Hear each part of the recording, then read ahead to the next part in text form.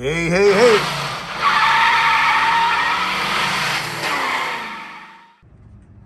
Hey, man, here we go, man. Back at it again.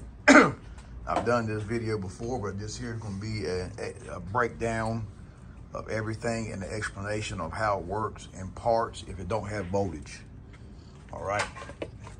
This is EZGO PDS. Got a 4 inverse switch here. There's a PDS box that tells you what's wrong with it. If you turn the key off, put it in neutral, and go from neutral to reverse 5 times, it will beep a code and tell you what's wrong. 50% of the time it's right, 50% of the time it's wrong. And on this channel, we don't do no 50%, all right? We do 100%. So watch this video and you'll see what's wrong with the cart. One part only. Always remember that. We change one part only. All right, first thing we're going to do, if you watch this channel before, you know, always check battery voltage. All right, put your voltmeter on volts DC. That's V with a straight line. On your main positive, main negative, which is the passenger side, negative in the back, positive in the front. Don't assume you have battery voltage just by what it shows. Hit the gas and put it under a load. And you can see under a load it drops down 34, which is good. That means the car should run. Here's what we're going to do. Is test. I'm gonna go ahead and stick my black lead of my meter in my main ground on the battery.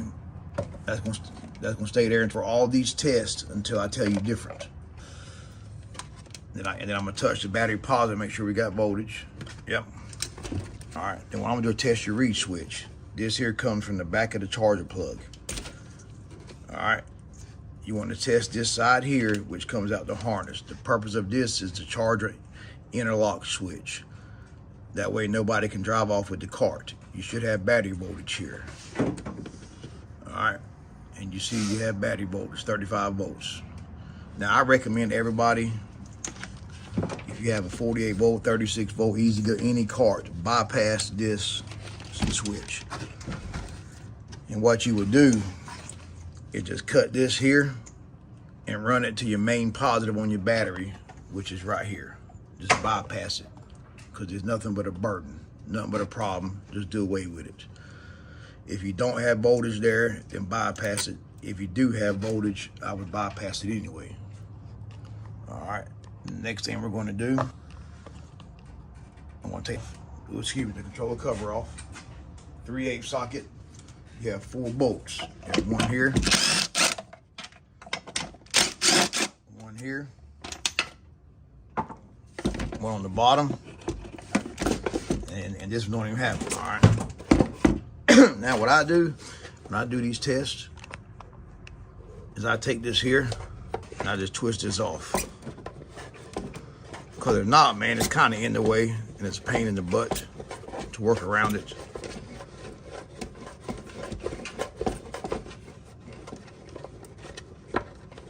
And if you look at it, you can tell the part with the, where's it at? The part with the notch goes toward the driver's side. All right, got a little line in it, right? You can see a little line there. I just put that inside the cover and get it out of the way. And remember, the black lead of your meter goes on the main negative during these tests. Touch my main positive, make sure my meter's still working. I'm gonna touch this wire right here, which is the main positive from the solenoid. And the reason why I touch this is because if you see this red wire right here, the hair is kind of burnt, so I'm gonna change it anyway. But this wire here feeds your whole harness. If you have no voltage here, black lead on main negative, red lead here. Let's see what we got. If you have no voltage there, then that means you have a bad connection to your battery post. Then your whole cart will never run. So always test this. All right. And what we're going to do is test all 4 posts on the toe switch. Every post should have voltage. You have voltage there. You have voltage there. You have voltage there. and you have voltage here. All right, if you don't have no voltage on here, you're going to have a bad reed switch or a bad connection on that solenoid post I just showed you. Now you can see, let me show you. I turn it off. See how voltage loses? All right. If you wanted to, you could take all these, because these two here come out, they go back in this side. If you wanted to, you could take all these wires here and just unhook them and bypass them together. Just touch them all together and you'll bypass this. All right. The only thing bad about that, if you leave it permanent, is the car won't. If the car ever breaks down and you got to tow it, you can't put it in tow unless you unhook the controller. This pigtail right here.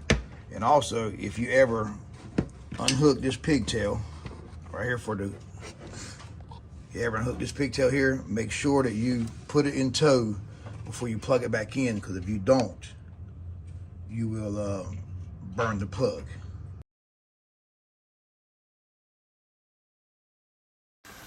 The reason for the tow switch is so if you break down on the side of the road or you got to tow the car, you put it in tow, or if you're going away for a long period of time, you put it in tow so it kills the controller from drawing. And the main reason is voltage comes in from the reed switch and the main positive comes out to the tow switch, and when you turn the tow switch to the run position, it feeds the logic side of the controller and powers it up. So the next thing I'm going to do is test the bottom two wires on the controller. I'll take them out and show it to you. Which are going to be your two red wires. These are your input for the controller. All right. So what we're going to do, plug it back in. You should have battery voltage on both sides of these.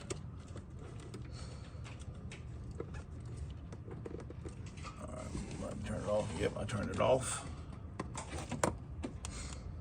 All right, so you have voltage there. If you don't have no voltage there, your reed switch is bad. Bypass your reed switch. If you don't have no voltage there, then that's going to be your wire straight from here to this post. So if you don't have voltage on the bottom left pin red wire, that goes here. If you have no voltage on the red and white wire, then that goes to your reed switch. That's what feeds the controller power. Make sure you have voltage there. The way it works here, your white wire, which is looking from the top, the second pin. And then what we're going to do now is take voltage and output to the key switch. All right, that's an output to your keyboard on the white wire. If you have no voltage here, but you have voltage on the wires prior to this, replace the controller because it's putting no voltage out to the key switch. All right, now here you see you have your white and yellow wire, which is the third pin. With your key on, you should have voltage. I'm gonna turn it off. Voltage goes away. When you turn it on, you have voltage again. So that tells you the key switch is good. If you have voltage here, but have no voltage here with the key switch on, what you want to do is come up to your key switch.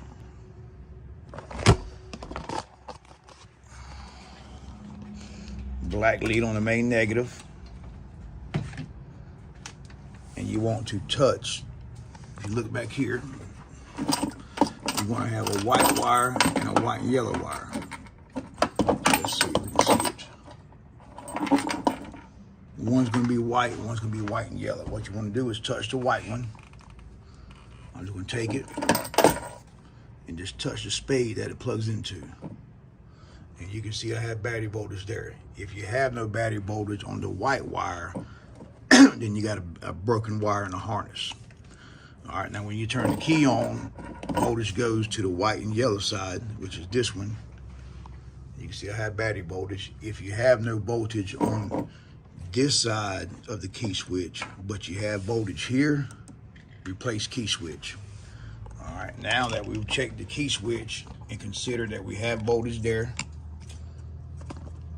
now we're going to go down to the solenoid itself.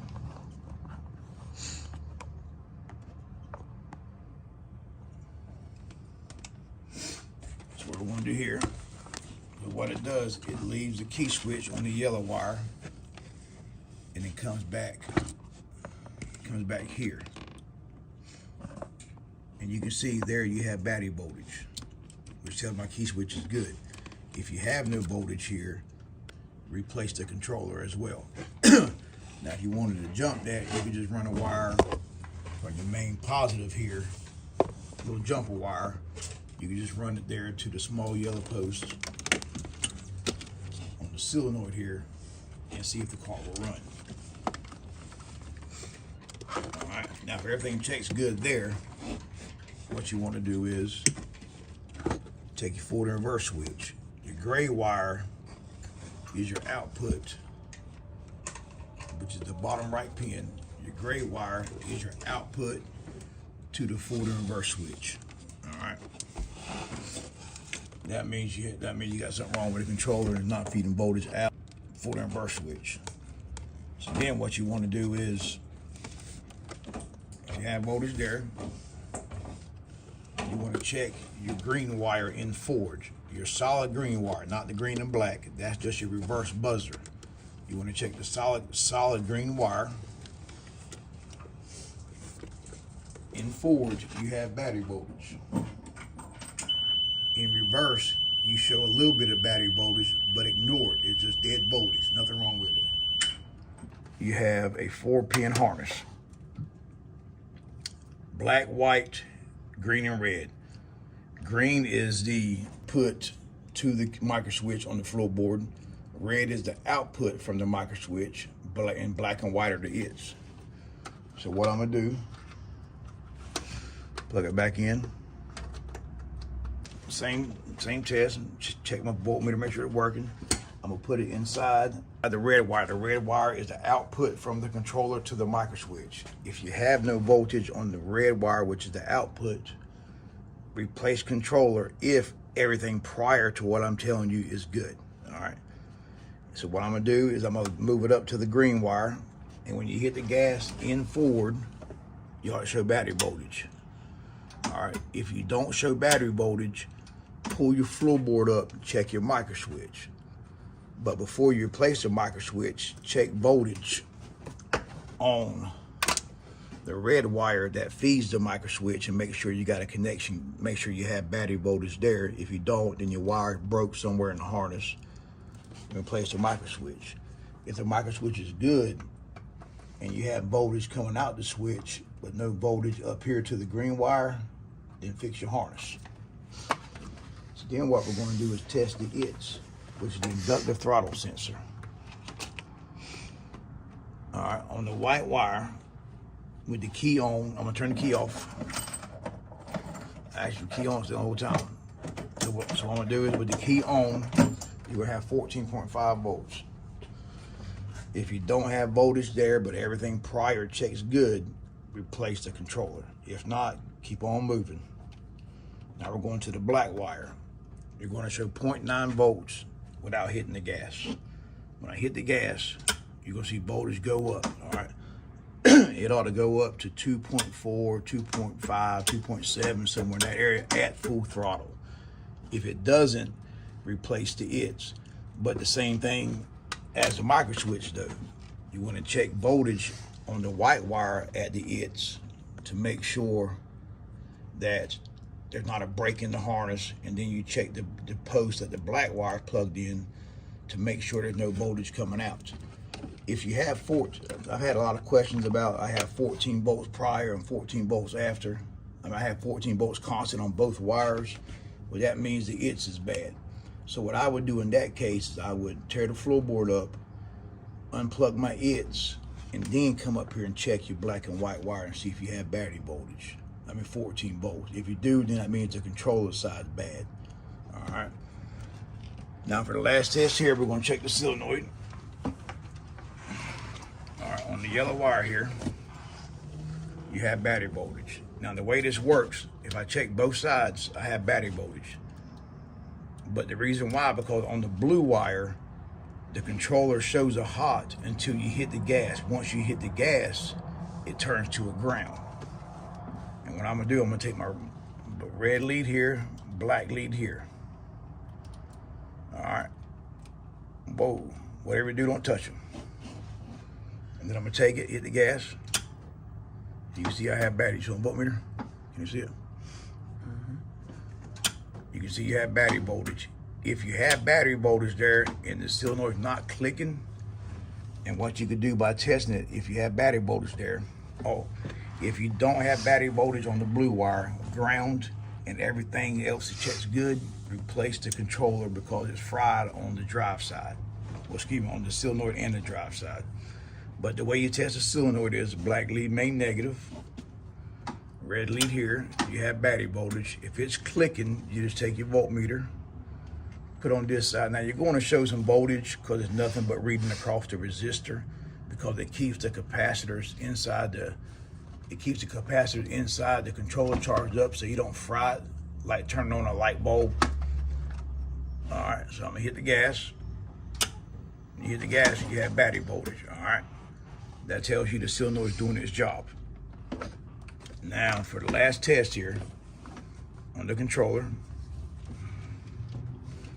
you got a B plus, B negative, M negative. I'm gonna take my voltmeter, put my red lead here on the B plus. This is just a direct wire from the solenoid straight up. Hit the gas. You can see you have battery voltage. All right. So now what you want to do is take your voltmeter. I'm trying to do. I got 3 hands, y'all. I'm gonna take the red lead because we already confirmed voltage on the B plus there. Now I'm gonna stick it on the battery B positive. Now you got your battery negative in, and when you hit the gas, this should go up according to how far you hit the gas. You can see it just keeps climbing. Let me change my range.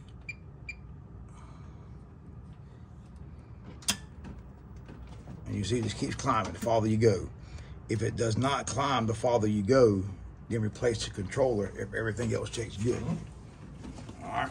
Now, if the controller's fried, you think you towed the car and run, always do this test here before you put any thing on. Take your meter, unplug it. Can you see it? All right.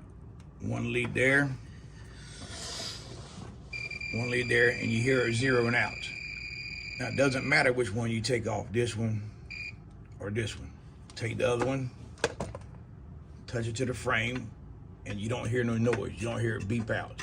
That means that the motor's not shorted. All right. So by this video here, you should be able to do one thing. Change one part only, man. That's all we do here. All right. Stay tuned. We'll post some more. Hey.